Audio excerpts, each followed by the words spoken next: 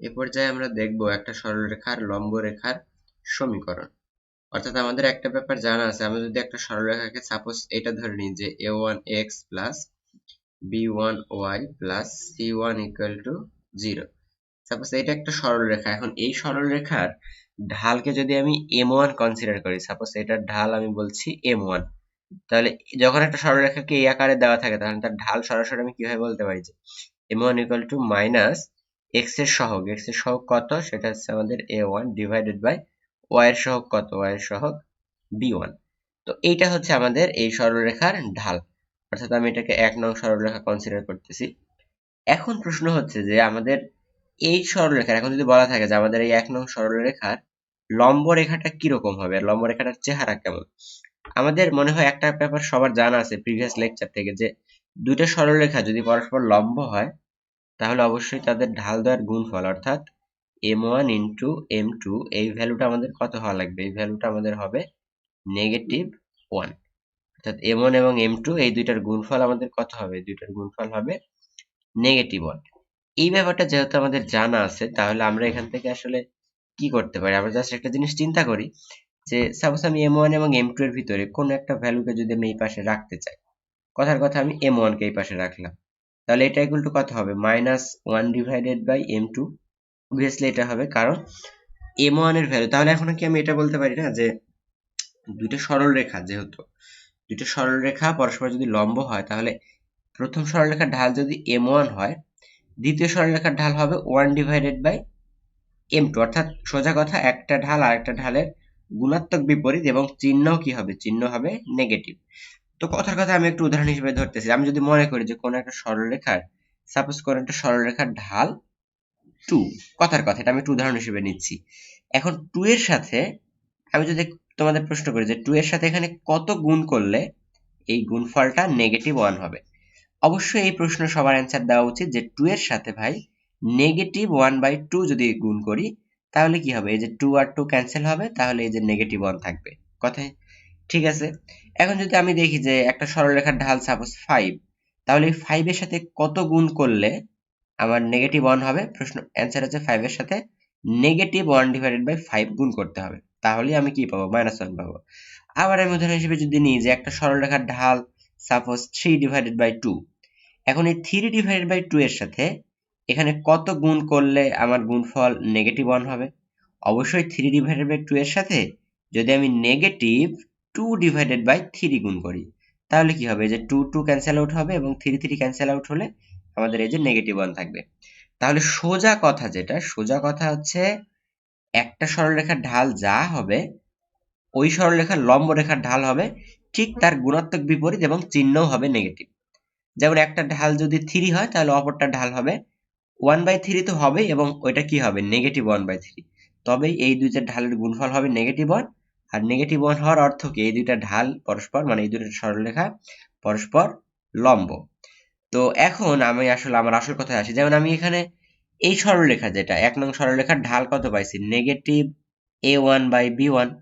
এখন আমি যদি চিন্তা করি যে 1 নং এর লম্ব রেখা, তাহলে 1 নং এর লম্ব রেখার যে সমীকরণটা সেটার ঢাল কত হবে, যে 1 নং এর, আমি কিন্তু আগের কনসেপ্ট থেকে এটা বলতে পারি যে 1 নং এর লম্বের ঢাল, মানে আমি লম্ব রেখার বোঝাচ্ছি আর কি, 1 নং এর লম্বের ঢাল, 1 নং এর লম্বের ঢাল, সেটা যদি আমি m2 বলি তাহলে m2 ইকুয়াল টু কত হবে, এই যে আমার 1 নং এর যে ঢালটা a1/b1 পাইছি এটার গুণাত্মক বিপরীত, এটার গুণাত্মক বিপরীত বলতে কি হবে তখন, b1/a1। এখন প্রশ্ন হচ্ছে এটার ঢাল যেহেতু এই জায়গায় নেগেটিভ আছে তাহলে এটা কি নেগেটিভ দিব, এখন এটাও যদি আমি নেগেটিভ দিই তাহলে এই নেগেটিভ আর এই নেগেটিভে গুণফল তো আমার পজিটিভ আসবে। তো আমার তো গুণফল নেগেটিভ আসা লাগবে, যেহেতু দুইটা সরলরেখার ঢালের গুণফল যদি -1 হয় তবেই তো আমি বলতে পারি এরা পরস্পর লম্ব। তো এইখানে আসলে নেগেটিভ হবে না, তো এটাই হচ্ছে, তার মানে এই সরলরেখার ঢাল যদি -a1/b1 হয় তার লম্ব সরলরেখার ঢাল কত হবে, জাস্ট b1/a1। এখন এই যে b1/a1 এই সরলরেখাটা, এটা সরলরেখা, তাহলে ফিগার কেমন হবে, এটা যদি a1x প্লাস b1y হয়, আমরা যদি চিন্তা করি যে উপরে যেটা আসলো আমাদের ঢালের, এটা কিসের সহগ, এটা অ্যাকচুয়ালি x এর সহগ, তো আমাদের এটার উপরে কি আসছে, b1 আসছে, তাহলে এটার x এর সহগ কি হবে, এটার x এর সহগই হবে b1। অর্থাৎ এটা লম্ব রেখার সমীকরণ হবে b1x মাইনাস a1y প্লাস একটা কনস্ট্যান্ট আসবে, জাস্ট একটা নতুন কনস্ট্যান্ট ইকুয়াল টু 0। তো এটাই হচ্ছে আমাদের 1 নং রেখার লম্ব রেখার সমীকরণ। তো এইখানের কনসেপ্টটা কি? এইখানের কনসেপ্ট হচ্ছে এই যে x এর সহগ এবং y এর সহগ, এই দুইটা সহগ পরস্পর ইন্টারচেঞ্জ করে দিব। অর্থাৎ এখানে যেটা y এর সহগ সেটা আসবে x এর সাথে, এখানে যেটা x এর সহগ সেটা আসবে y এর সাথে। আরেকটা ব্যাপার হচ্ছে এই যে এই মাঝখানে যে চিহ্নটা থাকবে, আমি জাস্ট চিহ্নটাকে উল্টে দিব। চিহ্নটাকে উল্টে দেওয়ার কারণ কি? তবেই আমাদের এই রেখার ঢাল আর এই রেখার ঢাল এই দুজনের গুণফল আমার নেগেটিভ হবে। আর গুণফল তো অবশ্যই নেগেটিভ হওয়া উচিত, কারণ দুইটা সরলরেখার যদি লম্ব হয় তাহলে তাদের ঢালের গুণফল অবশ্যই কত হওয়া লাগবে? আমরা দেখেছিলাম নেগেটিভ 1। তো আমাদের এর পরবর্তীতে আমরা জাস্ট শর্টকাট ইউজ করবো যে একটা সরলরেখা যদি দেওয়া থাকে, সেই সরলরেখার লম্ব রেখার সমীকরণ কি হবে? সরাসরি x এর সহগ এবং y এর সহগ এই দুটাকে আমি ইন্টারচেঞ্জ করে দিব এবং মাঝখানের চিহ্নটাকে জাস্ট চেঞ্জ করে দিব। তো এবং একটা নতুন কনস্ট্যান্ট আসবে, এই কনস্ট্যান্টের মানটা আমাদের অঙ্কে যে ডাটা দেওয়া থাকবে সেটা দিয়ে আসলে ক্যালকুলেট করব। সুতরাং এটাই হবে আমাদের এই 1 নং রেখার লম্ব রেখার সমীকরণ। তো এখান থেকে একটা আমরা প্রবলেম সলভ করব যে এখানে বলা আছে 2,5 বিন্দু দিয়ে যায় এবং 3x plus 12y minus equal to 3 রেখার উপর লম্ব রেখার সমীকরণ নির্ণয় করো। তো আমাদের এখানে রেখা কত? রেখাটা দেওয়া আছে যেটা, সেটা হচ্ছে 3x plus 12y negative 3 equal to 0। সে আমি এটা 1 নং রেখা ধরতেছি। এখন 1 নং এর লম্ব রেখার সমীকরণ কি হবে? 1 নং এর যেটা লম্ব রেখা, 1 নং এর লম্ব রেখার কত সমীকরণ কত হবে? এই যে প্রশ্ন হচ্ছে y এবং x এর সহগকে আমি ইন্টারচেঞ্জ করে দিব। তাহলে অর্থাৎ কি হবে? এখানে ছিল y এর সহগ ছিল 12, এখন x এর সহগই হয়ে যাবে 12। তাহলে 12x, এখন x এর সহগ ছিল 3 আগে, এখন y এর সহগ হয়ে যাবে 3 এবং একটা কনস্ট্যান্ট আসবে। আমি কিন্তু মাঝখানে ভ্যালুটা এখন দেইনি এবং একটা কনস্ট্যান্ট ইকুয়াল টু 0। এখন এই মাঝখানে আমি দেখবো যে চিহ্ন কি ছিল? প্লাস, তো আমাকে দিতে হবে চিহ্ন মাইনাস। তো এটাই হচ্ছে আমাদের 1 নং রেখার লম্ব রেখার সমীকরণ। এখন আবার প্রশ্নে আমাদের আরেকটা ক্লু দেওয়া আছে যে এই যে 2 নং যে রেখাটা, এই রেখাটা কত বিন্দুগামী? বলা আছে 2,5 বিন্দুগামী। এখন 2,5 বিন্দুগামী যদি হয় তাহলে এই রেখাটা 2,5 বিন্দু দ্বারা স্যাটিসফাইড হবে। অর্থাৎ সেক্ষেত্রে হবে 12 multiplied by 2 minus 3 into 5 plus K equal to 0। অর্থাৎ এক্স এবং ওয়াই এর জায়গায় আমি 2 এবং 5 এই মান দুটা বসায় দিচ্ছি এবং এখান থেকে ক্যালকুলেট করলে কত আসবে? এখান থেকে আসবে 24 মাইনাস এখান থেকে আসবে কত? 15 প্লাস কে ইকুয়াল টু 0। এবং ফাইনালি এখান থেকে কে এর ভ্যালু কত আসবে? এখান থেকে কে এর ভ্যালু আমি যদি ক্যালকুলেট করে দেখি তাহলে কে এর ভ্যালু আসবে নেগেটিভ 9। এখন এই কে এর ভ্যালুটা আমি কি করব? এই কে এর ভ্যালুটা আমি এই যে 2 নং ইকুয়েশনে বসাবো। তাহলে কে এর মান কোথায় বসাবো? কে এর মান 2 নং ইকুয়েশনে বসাই। কে এর মান 2 নং এ বসাই।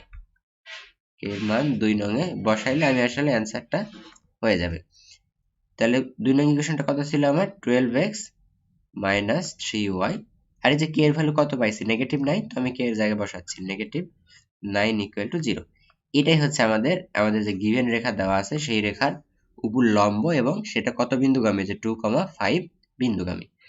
তাহলে দুইটা মেইন কনসেপ্ট। সমান্তরাল যদি বলা হয় তাহলে সমান্তরালের ক্ষেত্রে x এবং y এর সহগের এই পার্টটুকু সেম থাকবে, আর লম্বের ক্ষেত্রে শুধু এই সহগ দ্বয় ইন্টারচেঞ্জ হবে, মাঝখানের চিহ্ন চেঞ্জ হবে। এই দুইটা কথাই মাথায় রাখতে হবে আমাদের।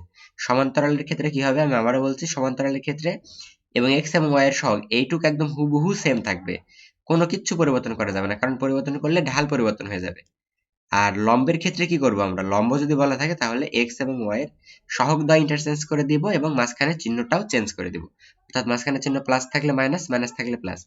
অনেকে কনফিউশনে পড়ে যে আমি এই জায়গায় কি করব? ভাইয়া এই জায়গায় অলওয়েজ প্লাস কে দিবে, সেটা সমান্তরালের ক্ষেত্রেও লম্বের ক্ষেত্রেও। এইখানে অলওয়েজ প্লাস কে হবে। এখানে দেখার বিষয় নাই যে এইখানে কি আছে, নেগেটিভ নাকি পজিটিভ। এখানে তুমি লেখার সময় অলওয়েজ প্লাস কে লিখবে। এখন এই সেকেন্ড যে ক্লু থাকবে ওইটা থেকে তোমার কে এর মানটা নেগেটিভ আসতে পারে, পজিটিভ আসতে পারে, সেটা পরের হিসাব, কিন্তু তুমি ধরার সময় অবশ্যই এই জায়গায় প্লাস কে ধরবে। এইটুকু কথা মাথায় রাখলে এই যে লম্ব রেখা বা সমান্তরাল রেখা এই কনসেপ্টগুলো খুব ইজিলি সলভ করতে পারবে।